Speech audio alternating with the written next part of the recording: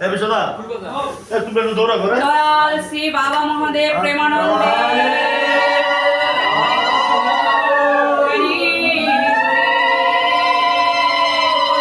দয়াল শ্রী বাবা মহাদেব প্রেমানন্দে হরি হরি বল। দয়াল শ্রী বাবা মহাদেব প্রেমানন্দে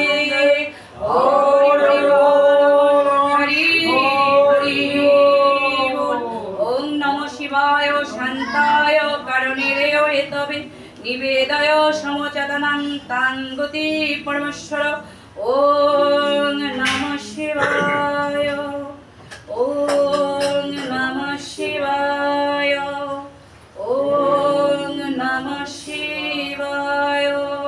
দেব দেব মহাদেব রক্ষা করে সব শিবে।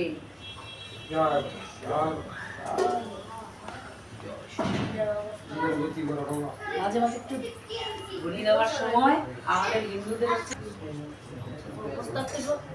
ব্রহ্মা বিষ্ণু শিব, ব্রহ্মা বিষ্ণু মহেশ্বর তিনে মিলে হয় এক ঈশ্বর, তাতে রূপ নিছে ত্রিনা। তো আমাদের এই দুনিয়াতে অনেক মন্ডল আছে, যেহেতু 9টা বাজে গল্পটা ছোট করি, না হয় 1-2 ঘন্টা কেটে যাবে, যেহেতু আপনারা সবাই গুণী গানাদার আছেন, আপনাদের গান শুনবো। তো এই পৃথিবীতে 7টা মন্ডল আছে, অমর মন্ডল, ভূমন্ডল, ত্রিলোক, এরকম নাম শুনে থাকবেন। তো এর মধ্যে অমর মন্ডলের লোক ছিল একজন আমাদের খুব ধার্মিক। ব্রাহ্মণ হলেই কিন্তু ধার্মিক হয় না, ঋষি হলেই কিন্তু অধার্মিক হয় না। তাই এমন এক ব্রাহ্মণ, এক ব্রাহ্মণ লোক ছিল, নাম ছিল তার অত্রিমণি, তার স্ত্রীর নাম ছিল অনুছুয়া। তো অত্রিমণির স্ত্রীর নাম ছিল অনুছুয়া। ওনারা দুজনই এত গোবিন্দ ভক্ত, কৃষ্ণ ভক্ত যে তারা দিনান্তে ভিক্ষা করে যা পাইতো সন্ধ্যায় গোবিন্দের ভোগ লাগাইয়া পরে তারা প্রসাদ নিবেদন করত। ভগবান বলে যে যে করে আমার আশ আমি করি তার সর্বনাশ, অন্তিম কালে তারে করি আমার চরণের দাস। মাঝে মাঝে একটু বাবা মহাদেব বললেন।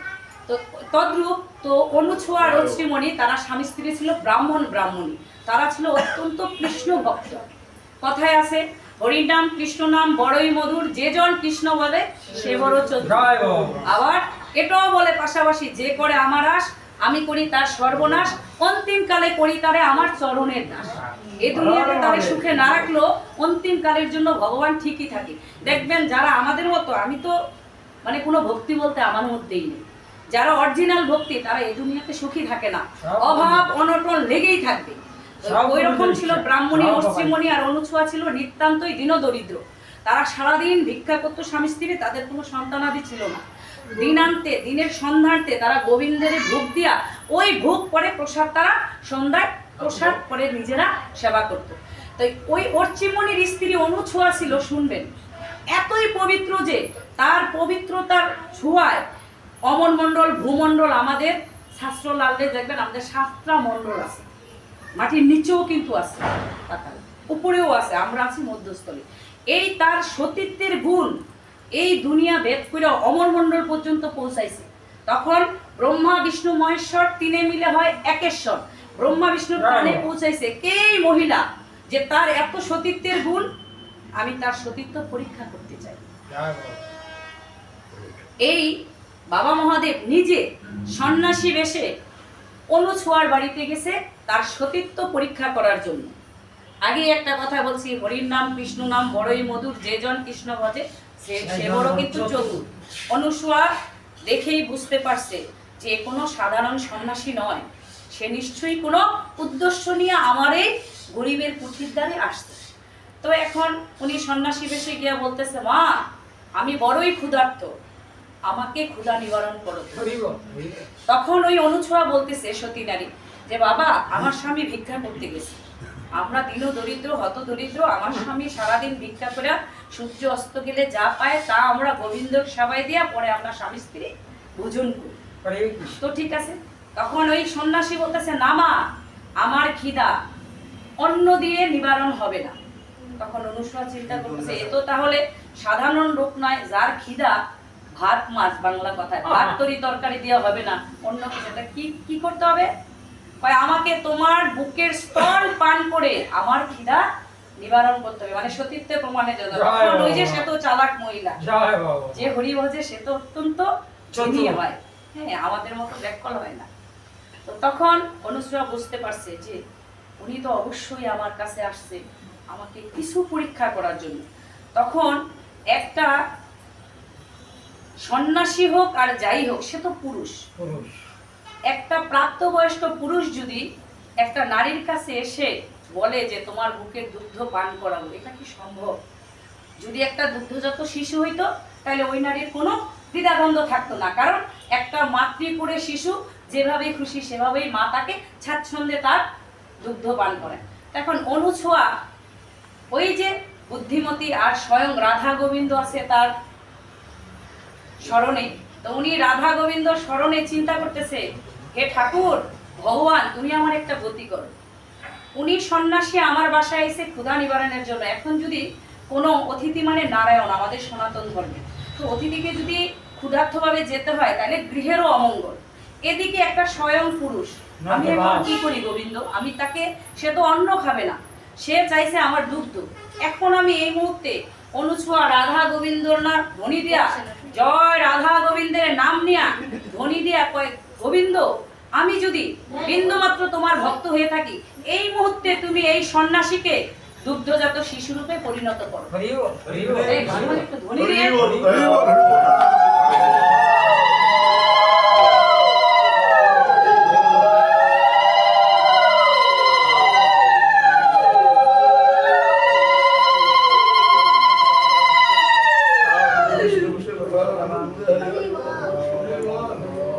অনুছোয়ার আগের দিনে দেখতেন সত্য যুগে মানুষ যা বলতো মুখের কথা তাই হইতো, আর এখন যদি আমরা কপাল ফিক্কা বিল্ডিং মেরে লাই, আমাদের কথা শোনার মতো কেউ নাই, কারণ আমাদের সম্পূর্ণ দেহটা পাপে আর জোচ্চুরিতে ভরা। এখন আমরা হরির নামও গাই পেটের দায়, তাই না? এই হরির নামও গাই পেটের দায়, তাই না? তো তখন অনুছোয়া বলতে দেরি সাথে সাথে, কারণ ভগবান তো এই পৃথিবীর সর্বসৃষ্টিকর্তার সেরা হচ্ছে রাধা গোবিন্দ, অনুছোয়া তো গোবিন্দ ভক্ত। তো গোবিন্দকে স্মরণ করে যে গোবিন্দ আমার গৃহ থেকে যেন আমার অতিথি নারায়ণও ফিরত না যায়, এবং আমিও তাকে যাতে, এখন যদি শিশু হয়ে যায়, যেই বলতে দেরি রাধা ভগবান শ্রীকৃষ্ণ দয়া করণে তিনার ব্রহ্মা বিষ্ণু মহেশ্বর তিনে মিলে হয় এক ঈশ্বর, এই গোবিন্দর দোহাইয়ের কাছে সে দুগ্ধজাত শিশু হইয়া পরিণত হয়ে গেছে। হ্যাঁ, যাই হোক, এখন বাচ্চা যখন শিশু যখন হয়ে গেছে, তখন তো তার দুধ পান করানোর আর কোনো সমস্যা হবে না, ইচ্ছা মতো যতক্ষণ লাগে খাইয়া পুরা পেট, মানে পুরা টুকু ডুবু ডুবু ডুবু। দেখবেন ছোট শিশু যখন মায়ের দুধ পান করে, অতিরিক্ত খাইলে কিন্তু আর হাইফাই করে। এমনই ভগবান শিব ওই সন্ন্যাসীর রূপ থেকে আইসা বাচ্চা হইয়া ওই অনুছোয়ার আঙিনায় উঠানে গড়াগড়ি খাইতেছে। এখন আর আগের রূপ হয় না, এখন ভগবান শিব এই দুগ্ধজাত শিশু হইয়া খাইয়া ডুবু ডুবু হইয়া গড়াগড়ি করতেছে আর ভাবতেছে এ তো সত্যি সতী নারী। এখন শিব যতই চেষ্টা করে আগের রূপ সন্ন্যাসী হওয়ার, সে তো আর হইতে পারে না। ওই যে যতক্ষণ অনুসরণ না চাইবো ততক্ষণ সে হইতে পারবো না, কারণ এমন কাটে। এখন শিব আমরা জানি কি সংহারকর্তা, সৃষ্টিকর্তাকে ব্রহ্মা, বিষ্ণু পালনকর্তা। এই ভগবান শ্রীকৃষ্ণ তিনজনের তো তিনটা দায়িত্ব দিছে। এখন এই দায়িত্ববান মানুষ যদি আটকা পড়ে কোথাও কোনো আঙিনার মাঝে কোনো গোবিন্দ ভক্ত জানি না, যাই হোক শিব বাবা মহাদেব, এটা অনেক বড় হয়ে যাবে, মাঝখানটা বের হবে। আচ্ছা, তিনজন গেছে, দেখ বলি ওই তিনজন কইয়া শেষ করে রাত লাগো সারা দিতে আছে পরে। এখন যদি তিনজন, ওই আমি তো আগেই বলছি ব্রহ্মা বিষ্ণু মহেশ্বর তিনে মিলে এক ঈশ্বর, এটা যদি না বোঝো তাহলে তো এটা তো ঠিকই আছে, এটা তো শুরু থেকে 8 বার বলছি, এটা তো যদি না বোঝো তাহলে তালা দিয়া বসে থাকো। এখন তারা তিনজন যদি, যে সংহারকর্তা, পালনকর্তা, সৃষ্টিকর্তা, তারা যদি আটকায় থাকে, প্রধানমন্ত্রী, রাষ্ট্রমন্ত্রী, স্বরাষ্ট্রমন্ত্রী সব যদি জেলে থাকে, দেশ কি চলবো? বিভিন্ন রাজা হইব আর অশান্তি হইব, যার এখন আমরা এই ভুক্তভোগী তো আছি। তো যাই হোক, এখন যখন তারা আটকে দিছে, তার মানে ব্রহ্মা বিষ্ণু মহেশ্বরের ওয়াইফের আছে না, পার্বতী দুর্গারা আছে না একই রূপে, তারা তো চিন্তিত যে তাদের স্বামীরা আটকা রয়েছে অনুছোয়ার আঙিনাতে, তো এখন পৃথিবী স্থবির হয়ে যায়। এই আবার এই আটকা থাকার কারণে পার্বতী, দুর্গা, তাদের 3 ওয়াইফের মানে স্ত্রীরা আবার এই অনুছোয়ার দ্বারে গেছে বলে, আমরা তো সাধারণ পাপী তাপী মানুষ, দেবদেবী তো অন্যরকম, গেছে বলে অনুছোয়ার আঙিনা আলোয় আলোকিত হয়ে গেছে। সেই কি ভ্রমণমোহন রূপ, যা বর্ণনা করা যায় না। তো অনুছোয়ার দ্বারে গিয়ে হাত জোর করতেছে, মা আমরা তোমার কাছে আসছি। তো অনুছোয়া তো নিতান্ত হতদরিদ্র ব্রাহ্মণী, বলতেছে কেন আসছেন মা? সারা জীবন যুগ তপস্যা করে মানুষ দেবদেবীর সন্ধান পায় না, আর আমি এত অধম, আপনারা আমার দ্বারে কি জন্য আসছেন? মা তুমি জানো না, তোমার কুঠির দ্বারে আঙিনায় আমাদের স্বামী দুগ্ধজাত শিশু হয়ে আটকায় রয়েছে। তখন অনুসূয়া তো খুব বুদ্ধিমান, সে বলে না তো জানলো দিয়ে আটকায় রয়েছে। এখন যদি তুমি তাকে আগের রূপ ফেরত না দাও, তাহলে সে গিয়া কে এই দুনিয়া সৃষ্টিকর্তা, পালনকর্তা, সংহারকর্তা এগুলা কে রক্ষা করবে? তাই না? কামার দিয়ে তো স্বর্ণের কাজ হয় না। তখন বলল যে মা তুমি দয়া করে তোমার সতীত্বের কাছে ব্রহ্মা বিষ্ণু মহেশ্বর তো হার মানছেই, আমরাও হার মানছি। তুমি তোমার সতীত্ব জয় হয়েছে, তুমি আমার স্বামীকে আবার আগের রূপে রূপান্তরিত করো। তো এই কথা শুনে অনুছোয়া রাধা গোবিন্দর আবার জয় রাধের ধ্বনি দিয়া যেই নাকি আবার সে স্তুতি করলো, প্রার্থনা করলো, সন্ন্যাসী আবার সেই ব্রহ্মা বিষ্ণু মহেশ্বর স্বয়ং এই রূপে দেখবেন 3 জনের জ্যোতি দিয়া অনুছোয়ার বাড়ি আঙিনা আলো হয়ে গেল। জয় জয় বাবা ভোলানাথ প্রেমানন্দে।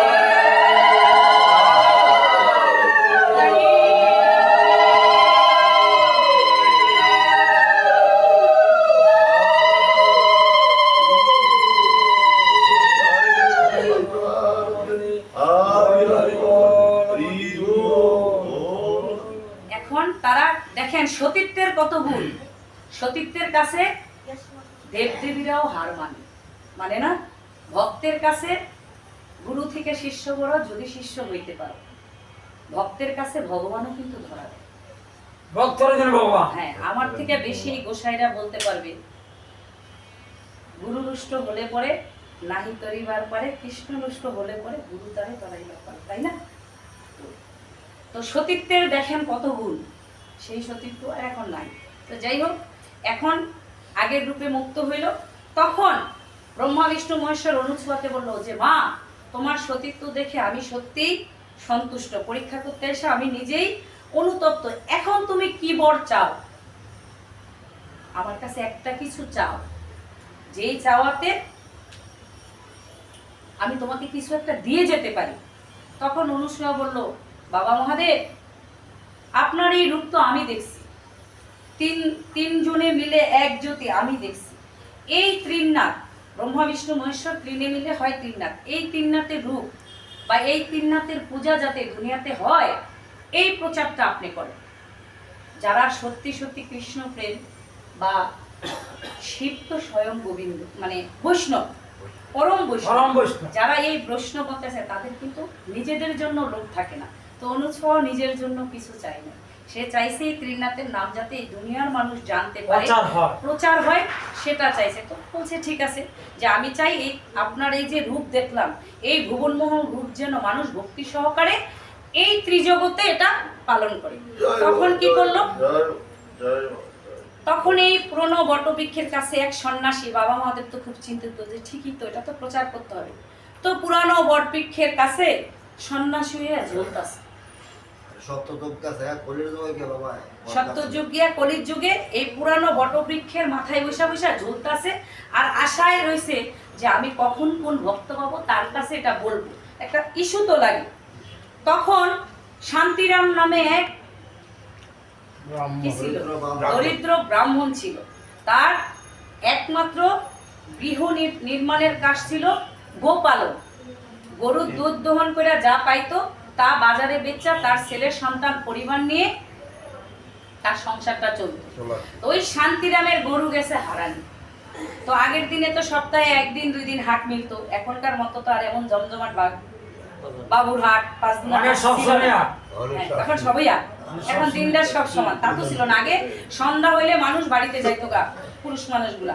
তো এখন শান্তিরামের গরু বাছুর সন্ধ্যাবেলা হারানো গেছে, এক খুঁজতে খুঁজতে খুঁজতে খুঁজতে হরান হইয়া যেই বটবৃক্ষের নিচে দিনও মানুষ যায় না। এখন এত মাথা নষ্ট, আমার পরিবার কিভাবে চলবে, আমি যে গরু পাই না। সে তো দুধ দহন করে বাজারে বিক্রি করে তার সংসার চলতো, একমাত্র এটাই তার জীবিকা নির্বাহ ছিল, এটাই পেশা। তখন উনি কি করলো, এই তার তো মাথা ঠিক নাই, কি এর সন্ধ্যা কি এর ভূত পেতনির ডর। অন্য সময় অন্যথায় ওই বটগাছের গৃহে দিনও মানুষ যাইতে ভয় পায়। এর এখন সেন্স নাই যে আমি কি করে আমার সংসার বউপোলা বাইরে সংসারে খাওয়ার খরচ করি। তখন সে এই গাভী বাছুর খুঁজতে খুঁজতে খুঁজতে খুঁজতে ওই বটবৃক্ষের নিচে আইয়া যেমনিও উপস্থিত হয়েছে। এমন সময় সন্ন্যাসী যে জুল্লা রয়েছে, কয় কিরে ত্রিনাথ তো, কিন্তু সন্ন্যাসী রূপে তো জুল্লা রয়েছে, কিরে তুই এখানে কেন? কয় তোরে খুব চিন্তিত দেখাইতেছে, তোর কি হয়েছে কো? তো এ কয় না, এ তো কয় কি কম, এত আছে যে গরু চিন্তা, এ তো আর জানে না এই যে স্বয়ং ত্রিনাথ এটা যে কেটা। তো এমন বলতেছে, কয় আয় তুই চিন্তা করিস না, তোর কি হয়েছে? কয় আমার গরু বাছুর খুঁজা পাই না।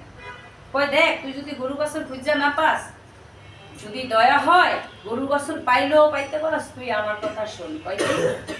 কয় তুই এক কাজ কর, এই বনের মাঝে তুই বাজারে যা, ওই হাটে যা, দোকান তো বন্ধ হয়ে গেছে, হাটে গিয়া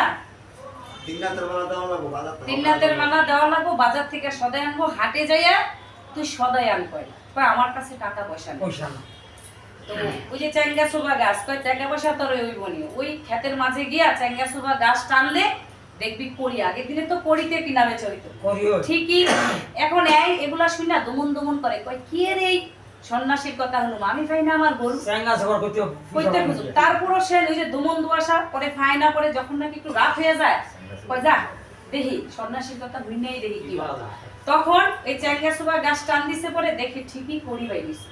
তাই আবার শান্তিরাম দুইয়া দেখে আসলে করি কিনা, মাটি ভরা তো সন্দেহ তো মনে, এত বিশ্বাস না যে স্বয়ং ত্রিনাথ যে সন্ন্যাসী। দুইয়া দেখে আসলেই করি। তো কই করি পাইছস? কই তাহলে বাজারে যা, বাজারে গিয়ে 1 পয়সার পান সুপারি, 1 পয়সার তেল, 1 পয়সার সিদ্ধি, এগুলা কিনে আনবি। আর মাটি দিয়া নদীর পাড়ে বা ক্ষেতের থেকে মাটি নিয়ে ঘট বানাবি। এগুলো আগে নিয়ে পরে কি করার লাগতো তোরে কমুনে, আমি এই বটবৃক্ষের নিচেই বনে আছি। তো এখন গেছে শান্তিরাম, এত বিপদে গরু বাছুর পায় না, আবার দমন দমন ভাব, দেখি শুই না সন্ন্যাসীর কথা শুনলে নিয়ে আমার হারানো গরু বাছুর গেছে বাজারে, 1 পয়সার পান সুপারি নিছে, সিদ্ধিও নিছে, গেছে তেলের দোকানে। ওই বাজারের মধ্যে, ওই হাটের মধ্যে একমাত্র মুদি ঠক মুদি ছিল এক দোকানদার, যে নাকি জীবন ভৈরা মানুষের ঠকাই। শান্তিরাম ওই ঠেলতে ঠেলতে এই দোকানে গেছে, সব দোকান রাত হয়ে গেছে, বন্ধ হয়ে গেছে, ওই ঠক মুদির দোকানটা শুধু খোলা আছে। একে একে পান সুপারি লইছে, তেলও লইছে, যা নেওয়ার কথা নিছে, গেছে তৈলান্তে গেছে। বলে আগের দিনে তো ওই যে চুঙ্গা কয় আমাদের দেশে, হ্যাঁ আমাদের মুন্সিগঞ্জ, আমি তো বিক্রমপুরের লোক, কয় চুঙ্গা। তো এই চুঙ্গা মাইপা দিত তেল, বুঝছেন? তো চুঙ্গার সামনের দিকে না দিয়া ওই তো ঠকমদি এক করে চুঙ্গা উল্টাইয়া শান্তি মন্দিরে তেল। কয় তুই তেল কি নিবি? কয় আমি গামছাই নিব। তো ঠকমতি কয় এতক্ষণ ভাবছিলাম ওই পাগল, এখন দেখি পুরোই পাগল। কয় কি করবি? কয় আমি বাবা জয় বাবা ত্রিনাথের নামে মেলা দিব, আমার 1 পয়সা তেল। কয় 1 পয়সা তেল কি দিব? তো পাগল ছাগল মানুষ, ওরে চুঙ্গা সঠিক ভাবে না দিয়া দিছে উল্টাইয়া। ওই ও বাবা মহাদের নামে যখন গামছা দিয়ে আসল বিষয়ে তেল লইছে, তেল জীবনে ছালায় লয় আর কাপড়ে লয়। ওই বাবা মহাদের দোহাই দিয়ে যখন নাকি ওর কান্দের থেকে গামছাটা খুললা বিষয়ে তেল বান দিছে, তেল যখন এমন আইট করে বান দিছে, বান দিয়ে যখন এই কান্দে লইছে, এমন এক মানে হাড় পূজা উঠাইলে যে শক্তি মনে হয়, এমন এক পতন দিছে লাগে যেমন 10 কেজি তেল হইল। তাই এক তো বাবা মহাদেবের ওই যে বিপদে পড়া কয় দেখি সন্ন্যাসী জগাবা তিননাথের দিছে দোহাই, তেল লইছে, ঠকাই না মতি কয় কি এত পুরাই পাগল, এমন এক বাদ দেখাইছে লাগে যেমন 10 কেজি তেল দিছে ওরে আমি উল্টাইয়া করবো হইলো কয়েক ফুটা। তো ওই আবার এমন বাবলেয়া যায় কে। তো শান্তিরাম তো মনের বিশ্বাসে কতক্ষণে ওই সন্ন্যাসের বটবৃক্ষের নিচে যায়, চিন্তা। এদিকে ঠকমতি কি করছে, আস্তে আস্তে এতক্ষণ ভাবছিলাম পাগল, এখন দিয়ে পুরাই পাগল, আস্তে আস্তে পরে গিয়ে ওই চুঙ্গাটা ডামে ফেলাইছে। ডামে ফেলানোর পরে দেখে টং করে এক শব্দ, টং করে শব্দ হয়েছে। পরে ঠকমতির তো মাথা নষ্ট, কি রে আমার ডামে তেল দিয়ে পুরা খালি হয়ে গেছে। যাইয়া দেখে ডাবে তেল নেই। হায় হায়, এ তো সাধারণ কোনো লোক না, এ তো ভূত পেত্তির পূজা না, নিশ্চয়ই কোনো জাগ্রত দেবতার পূজা। নাইলে ওরে দিলাম ঠকাইয়া 2-1 ফোঁটা তেল, সুঙ্গা উল্টাইয়া আমার ডাবে দিনি কোনো তেল নেই। আবার দৌড়াইয়া গিয়া পিছে পিছে, এ শান্তিরাম শান্তিরাম এদিকে আয়। কয় কি হইছে? কয় এদিকে আয় ভাই। কয় না আমার সময় নাই। কয় ভাই তুই আয় আমার দোকানে। এতক্ষণ ওরে দেখতে পাই না। কয় বাসা। কয় কি হইছে? কয় তোর গামছাটা খুইলা তেল সরকা। কয় কি লিগা? কয় আমার হগল তেল গেছে কাপ। তো তুই ডাল আজকাল থেকে ভাই আমি তোরে তো ঠকাম না হই, আমি এই জীবন আর কাউরে ঠকাম না। তিননাথের নামে তিননাথ ঠাকুর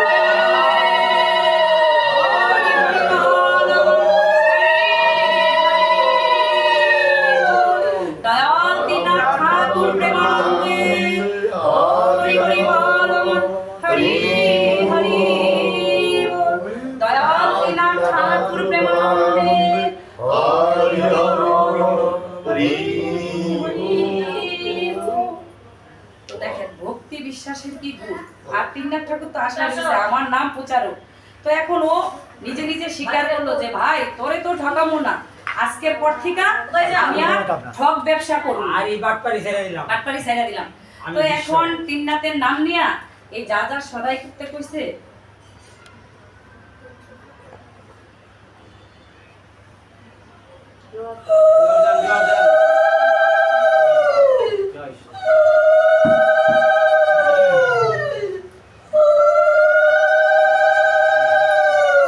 সন্তানের মতো, অতএব আপনি সোজা থাকেন।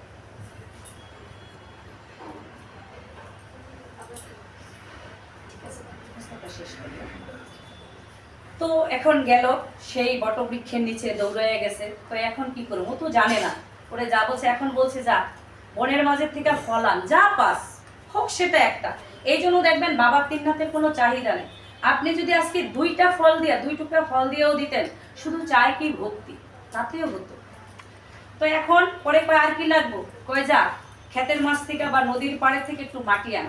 মাটি এই না জয় বাবা তিননাথের নামে তুই ঘর বানা। মাটির ঘর তাৎক্ষণিক শুকাইয়া শুকনো হয়ে গেছে। এভাবে প্রদীপ বানাইছে, এই যে মুছি মুছি বানাইয়া ওই বনের মাঝে রাতে তিননাথের মেলা হইল। কিন্তু এই যে তিননাথের মেলা হলো দাদা, এই যে তিননাথের মেলা হলো, জয় বাবা তিননাথ আপনি তার মনের বাঞ্ছা পূর্ণ করেন, সংসার পরিবার পরিজনকে সুস্থ দেন। এই যে বনের মাঝে রাতে তিননাথের মেলা হলো, তা তো ওই সন্ন্যাসী দাদা বসে, সন্ন্যাসী আর শান্তিরাম ছাড়া, বাবা তিননাথ তো নিজেই তিননাথ, আর শান্তিরাম ছাড়া তো কেউ দেখলো না। তো এই তিননাথের মেলা করতে করতে হয়ে গেল কি ভোর। ওই শান্তিরামের সংসারে ছিল অশান্তির ভোর। তার একমাত্র ছেলে জীবনও শান্তিরামকে বাপ বলে ডাকে নাই, হ্যাঁ বাবাই বলে নাই। তো এখন ভোর হইতেই দেখে শান্তিরাম এই পূজা করতে করতে যখন ভোর হয়ে গেল, তখন দেখে ভোর হওয়ার পরেই বাবা মহাদেব নিজে বলতেছে যা এখন তোর গরু অমুক জায়গায় যা, পাইলেও তোর গাবি গাছও পাইতে পারে। তো শান্তিরাম পূজা টুজা ছায়া দেখে ঠিকই দূরের থেকে ওর কানে শব্দ যায়, গরু হাম্বা হাম্বা করে ডাকে। তখন শান্তিরামের মনে একটু বিশ্বাস আসলো, এ তো সাধারণ সন্ন্যাসী না, এই তো ও তো পূজা করছে খালি না পাইরা ভক্তি সহকারে, ওই যে ঠেকা গরু গাছের পায় না সন্ন্যাসী কয় দেরি কইরা। তখন এর আস্তে আস্তে ভক্তি বিশ্বাস বাড়লো যে ঠিকই তো পূজা কোনো রকম দিতে না দিতে আমার গরু পাইল। শান্তিরামের ছেলে কখনো বাপ ডাকে নাই। তো এখন সারা পরে শান্তিরাম বাড়িতে যায় নাই বিদায়, এদিকে শান্তিরামের মা আর ছেলে খুঁজতেছে, সারা রাত বাবা বাড়িতে যায় না। এদিকে এরাও খুঁজতে খুঁজতে খুঁজতে খুঁজতে ওই বটবৃক্ষের কাছে আইছে বলে বুড়া মানুষের দৃষ্টিশক্তি তো কম, শান্তিরামের মা তো চোখে দেখে না, ছেলে তো অল্প বয়সের বাচ্চা, তোদের দৃষ্টি স্মরণ শক্তি বেশি থাকে। ও দূরের থেকে কয় ঠাকুমা ওই দেখো বাবারে দেখা যায়, যে ছেলে জীবনও বাপ ডাকে নাই। শান্তিরামের কানে গেছে এই কথা, কিরে যে ছেলে জন্মের পর থেকে আমাকে বাপ ডাকে নাই, সে তো আমাকে ওই যে কইছে ঠাকুমা দেখো বাবারে দেখা যায়। তো এখন শান্তিরামের পুরা ভক্তি বিশ্বাস হলো। এখন শান্তিরাম কয় বাবা তিননাথ এই যে বনের মাঝে আমি পূজা দিলাম তা আমি দেখলাম আর আপনি দেখলেন, এটা তো কেউ জানলো না। আমি আমার বাড়িতে গিয়া আজকে হোক বা 2 দিন পরে হোক আমি আবার তিননাথের মেলা দিব ঠাকুর, কি লাগবে? কয় তুই যা পারস, তোর শুধু মনের ভক্তি থাকবে আর তোর যা সাধ্যে কুলায় তা দিয়ে তুই 3 পয়সা তুই সদাই দিয়া তুই এই পূজা আবার এই তিননাথের মেলাটা দিবি, দেখবি তোর সব বিপদ আপদ আরো দূরে যাবে। তিননাথের মেলার বাসায় আসছে, আইসে পরে ও মারে বলতাছে কাহিনী সব বলছে, মারে নিজের স্ত্রীরে বলার পরে এই প্রতিবেশী আশেপাশে সবাইকে বলতেছে যে আমি এখন এই বনের মাঝে যে তিননাথের মেলা করলো কেউ তো দেখলো না, এখন শান্তিরামের সংসারে তো সুখ আসলো। এখন শান্তিরাম কয় যে এই মেলা তো স্বয়ং তিননাথ আর আমি ছাড়া দেখি না, এখন আমি বাড়িতে গিয়া দিব। তো অন্যদিন শান্তিরামের গাভী বাছুরে দুধ দিত 1-2 কেজি, সেদিন দিছে 10 কেজি। এই তিননাথের বাজারে বিক্রি করে শান্তিরাম তো খুশি। আর তিননাথ ঠাকুর স্বয়ং নিজে তো উনি সন্ন্যাসী বেশে বলছে যে তুই যা পারস, তোর বাড়িতে যদি কলা হয় 2টা কলা দিয়ে ওই লোক। তো এখন দুধ বেচা সুন্দর কইরা বাজার কইরা এ তিননাথের মেলাতে বইছে। শান্তিরাম ছিল আবার খুব গুরু ভক্ত। মেলাতে যখন বইছে তখন বরাবর যখন শান্তিরামের গুরুদেব শান্তিরামের বাড়িতে আসতো, আগে তো এমন মাদবদি ছিল না, নৌকাতে বাড়ির গাডায় নামতো, আলগি দিয়া গরুর সাইজ জনে দইরাই না আঙ্গায়া কান্দে লইয়া বাইতে আনতো, শরম দেওয়া করতো। আর অন্য শিষ্যরা কইতো শান্তিরামেরা দেখো যে গুরুদেব দেখবেন, গুরুদেব যদি 10 জন শিষ্যর মধ্যে একজন শিষ্যর প্রশংসা করে বাকি 10 জনের হিংসা হয়। তো শান্তিরাম ছিল এতই গুরুপরায়ণ, গুরুদেবের তার প্রশংসা বেশি করতে পারে অন্যরা ইচ্ছা করত। তো সেদিন গুরুদেবে গেছে শান্তিরামের বাসা। অন্যদিন বরাবর কি করে গুরুদেবের কান্দে করে আইনা নেয়, ঘন্টা বাজায় নিচে থেকে গুরুদেব আসে। সেদিন তো শান্তিরাম বসে ত্রিনাথের মেলা, গুরুদেব যে ঘাটে এসে বসে শান্তিরামের তো আর হিতাহিত জ্ঞান নাই। এদিক দিয়ে ঘন্টা বাজাইতেছে, শান্তিরামে তার গুরুদেবের আনতে যায় না। এদিক দিয়ে অন্য শিষ্যরা কইতাছে গোসাই আপনার এই প্রিয় শিষ্যের খবর কি? গোসাইয়া কইতাছে আল্লাহ আমার মনে মনে কয় আমার কপাল আছে তো কথা শুনে না, তো একটু শুনি। হ্যাঁ তো আর কিছু কইতাছে না এলা। এদিক দিয়া শান্তিরাম তো ত্রিনাথের মেলায় মগ্ন, মন প্রাণ দিয়া, ওই যে তার বিশ্বাস জন্মাইছে, সে তো তিননাথের মেলায় এমন মগ্ন হইছে, তার কে গুরুদেব আইছে কোন শিষ্য আইছে তারা এসব খেয়াল নাই। তো শান্তিরাম এক মনে প্রদীপ জ্বালায়া তিননাথের মেলা দিতেছে। এই দিক দিয়ে গুরুদেব বুঝে ডাকাডাকি করছে, দাদা যদি আরো 10 জন শিষ্য গুরুদেবের একটু ঈর্ষা করে কয় কই আপনি শান্তিরাম প্রিয় ভক্ত, তখন তো এমনিই স্যার গুরুদেবের নাইয়া করছে কি জিদের ঠেলায় কি আমি তোর বাড়িতে এসি বরাবর তুই কান দেখে আজকে গুরুদেব আমি স্বয়ং নিজে তোর বাড়ির ঘাটাতে আসছি, তোর কোনো দাম নাই, তুই কি এর ভূত পেতাদের পূজা শুরু করছিস? দিছে গুরুদেবের লাঠি দিয়া জয় বাবা তিননাথের ঘর ফালাই। এদিক দিয়া ঘর ফালাইতে দেরি, ওই দিক দিয়া গুরুদেবের বাড়িতে একমাত্র ছেলে অগ্নিদগ্ধ হইয়া মারা যায়। তা তো গুরুদেব জানে না, অগ্নিদগ্ধ হইয়া একমাত্র ছেলে মারা যায়। আর স্ত্রী এই ছেলের শোকে আধা পাগল। গুরুদেব হইল শান্তিরামের শিষ্যর প্রতি রাগ কইরা কই তুই কি এর ঘট আমারে দান দিয়া ঘট ভূতের পূজা দেস, দিছে লাঠি দিয়া ফালায়া গুরুদেব আবার নৌকাতে উঠছে গঙ্গা চরণের নৌকায়। তো এই দিকটা তবু এই যে ঘট ফালাইছে, তারপরও শান্তিরামে তিননাথের মেলা ভঙ্গ হয় নাই। সে তার ধ্যানে আছে, প্রদীপ নিভবে, বাতিও জ্বলতাছে, প্রদীপ নিভবে, পরে সে ধ্যান ভাঙিয়া দেখে যে অবস্থা। তখন সে তিননাথের কাছে গুরুদেবের হইয়া, কারণ সে তো গুরুদেবের অনেক ভালোবাসতো, বাবা তিননাথের কাছে গুরুদেবের হইয়া শান্তিরাম ক্ষমা চাইতাছে যে ঠাকুর, বাবা তিননাথ ঠাকুর তুমি আমার গুরুদেবের নিজ গুণে যদি ক্ষমা না করো, এই ক্ষমা আমার গুরুদেব পাবে না। সে তো মানুষ, রক্তে মাংসের কথা, গুরুদেব তো আমার, কিন্তু বাবা মহাদেবের তো না, তো ক্ষমা চাইবে। এদিকটা ক্ষমা চাইতে চাইতে উনি তো তেজের মাথায়, তোর বাড়িতে আমি আর থাকতাম না, শান্তিরামের বাসার থেকে রওনা দিছে নিজের বাসা। আধা পথ যাইতে যাইতে, আগের দিনে তো নৌপথ ছিল, এমন কারেন্ট কিছু ছিল না, আধা পথ যাইতে যাইতেই দেখে গ্রামকে গ্রাম সরসার একটা গুরুদেব। আগের দিনে তো গুরুদেবের খুব মূল্যায়ন করা হতো, নাম করা গুরুদেব, হাজার হাজার শিষ্য, হই হুল্লা সারা দেশ মাইকিং এর মতন হয়ে গেছে যে গুরুদেবের একমাত্র ছেলে অগ্নিদগ্ধ হইয়া মারা গেছে। ছেলের সুখে মাও আধা পাগল, যায় কি না যায়।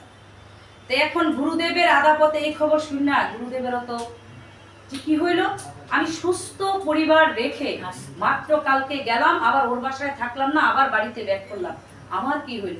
তো গুরুদেব একবার ভাবে, আর একবার ভাবনার থেকে দূরে যাইয়া এদিক দিয়া গুরুদেব যাইতে যাইতে আগের দিনে তো হাঁটার পথ ছিল, এদিক দিয়া গুরুদেবের ছেলেরে আয়োজন করে নিয়ে গেছে শ্মশান, কারণ মারা গেলে তো তাকে আর ঘরে রাখা যাবে না।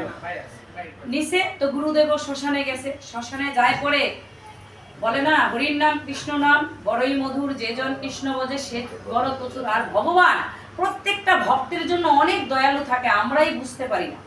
সে কিন্তু বারবার প্রতি পদে পদে আমাদেরকে বুঝাইয়া দেয় যে আমি দয়ার ভান্ডার নিয়ে বৈশা রয়েছি, তোরা আমার কাছে চা।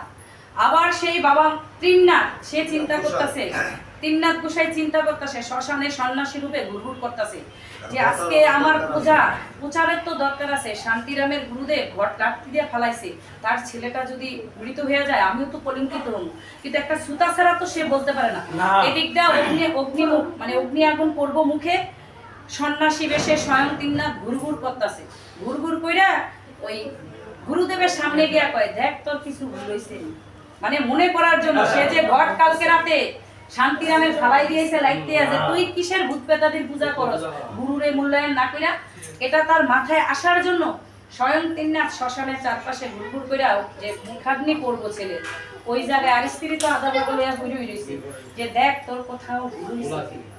হঠাৎ গুরুদেব তো অবশ্যই জ্ঞানী থাকবেন যেমনই হোক, হঠাৎ তার মনে হচ্ছে ঠিকই তো আমি কালকে শান্তিরামের বাড়িতে গেছি, ও কিসের ভূত পেতাদের পূজা করে, আমি তো ঘট লাঠি দিয়ে ফালাই দিয়েছি, এই তার মনে একটা এটা হয়েছে। তখন এমন 2-3 বার সন্ন্যাসী রূপে বাবা ত্রিনাথ বলতে বলতে বলতেছে দেখ কোনো ভুল আছে কিনা, যদি কোনো ভুল থাকে শুধরাইলেও শুধরাইতে পারে, তোর মরা পুত্র যেতে পারে, তুই যদি যেই ভুল করছ সেই ঘটের জলাইন না এই মরা মৃত ছেলের মাথায় ছিটাইতে পারো, তোর মৃত ছেলে জীবিত হইলেও হইতে পারে বিশ্বাসের বলে। জয় বাবা ত্রিনাথ।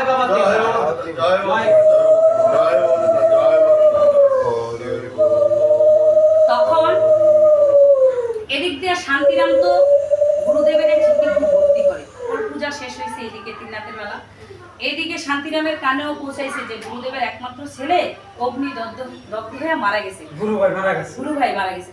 শান্তিরাম তো ঠিকই জানে যে গুরুদেব কি অকর্ম করে গেছে, সে তো ত্রিনাথের কাছে মাপ চাইতাছে ঘুরে। শান্তিরাম যে যাকে ভালোবাসে তার জন্য কিন্তু সে ভালোটা যায়। গুরুদেব না আসতেই শান্তিরাম ঘটের জল নিয়ে দৌড়াইতাছে যে আমার রাস্তার মেলা করছে, আমার গুরু ভাইকে এই জলের সিটা দিয়া বাবা মহাদেব দোহাই দিয়া তাকে ভালো করতে হবে, দেখি কি করা যায়। শান্তিরামও সরছে ঘটের জল নিয়ে, ওই দিক দিয়া গুরুদেব লোক পাঠাইছে যা তাড়াতাড়ি। এদিক দিয়ে শান্তিরাম গিয়া যেই নাকি বাবা মহাদেবের দোহাই দিয়া এই মৃত ছেলের উপরে বাবা মহাদেবের ঘটের জল দিছে, তৎক্ষণাৎ মৃত ছেলে জীবিত হয়ে দাঁড়াইছে।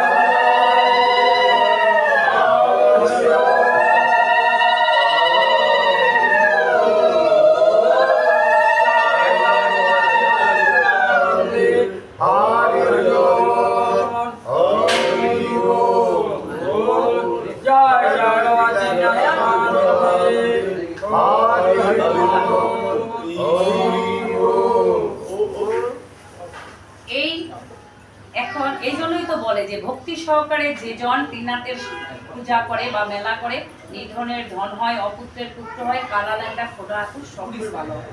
তাই এখন শান্তিরামের মৃত ছেলে জীবিত হইল, আর স্ত্রী তো ছেলে পাইয়া ভালো হইল গুরুদেব।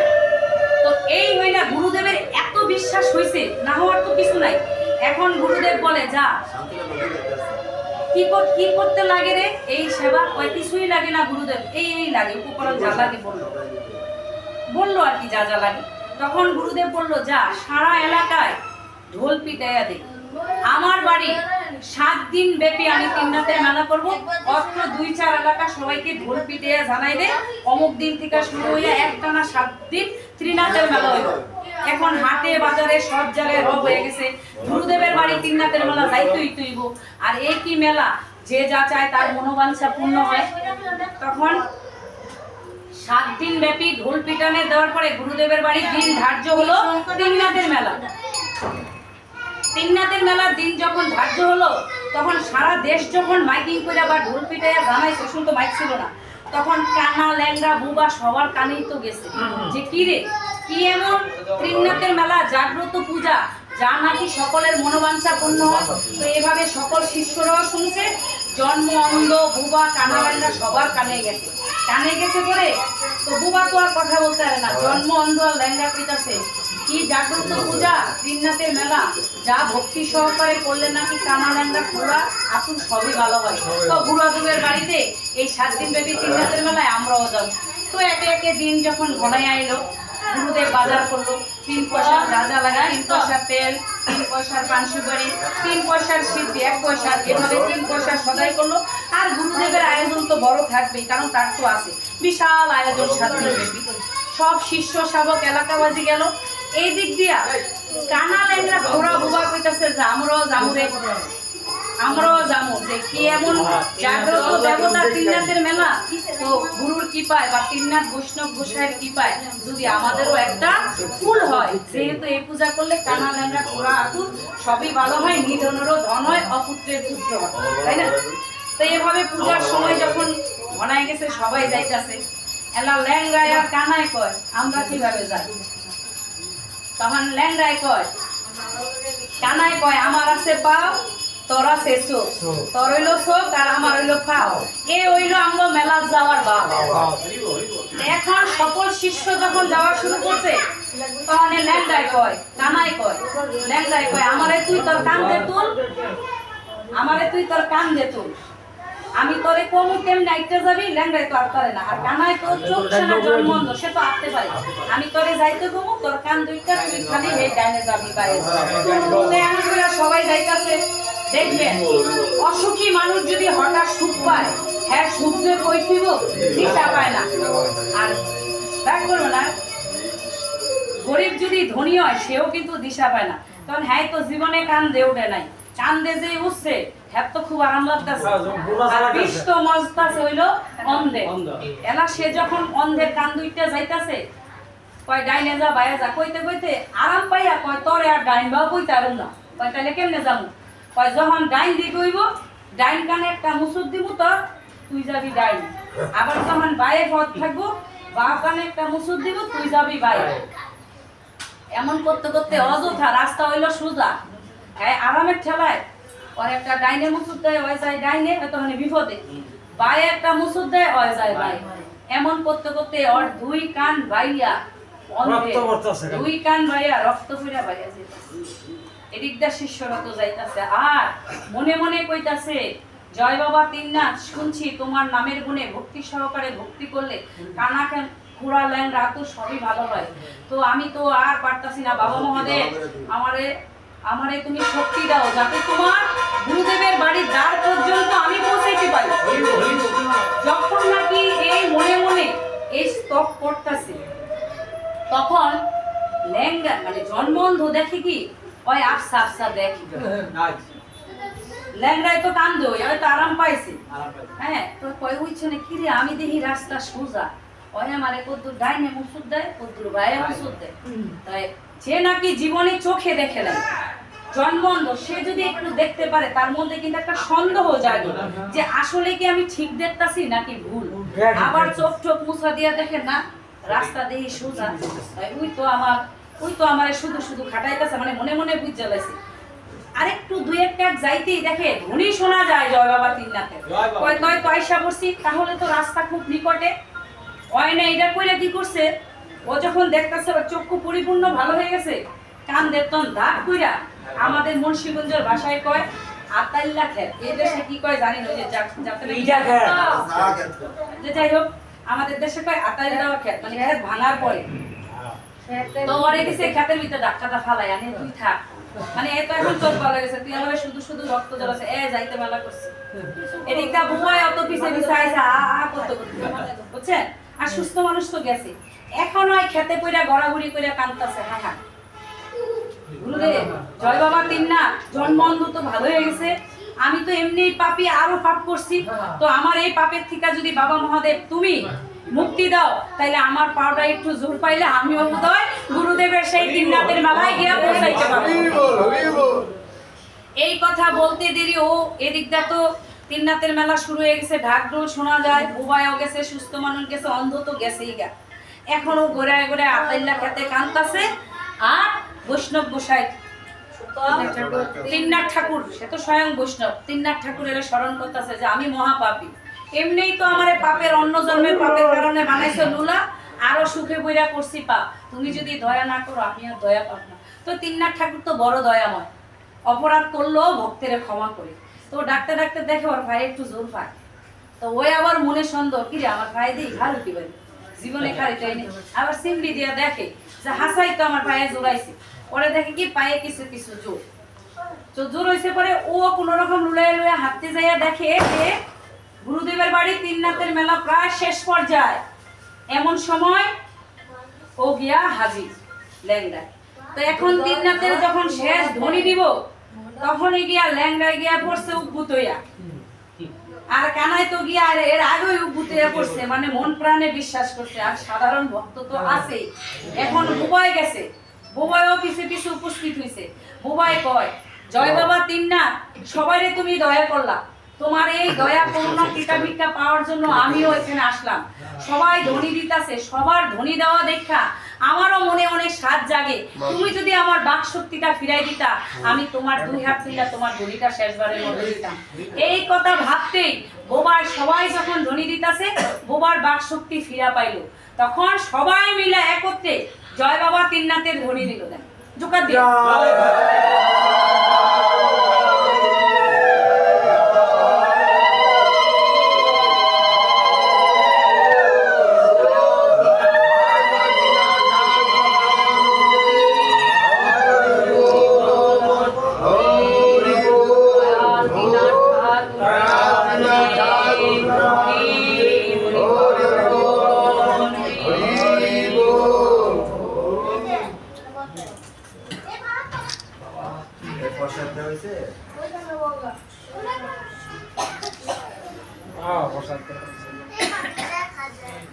তারা আমরা পরিশেষে কি বুঝলাম, ভক্তি সহকারে যে তিননাথের মেলা করে তার মনোবাঞ্ছা তিননাথ ঠাকুর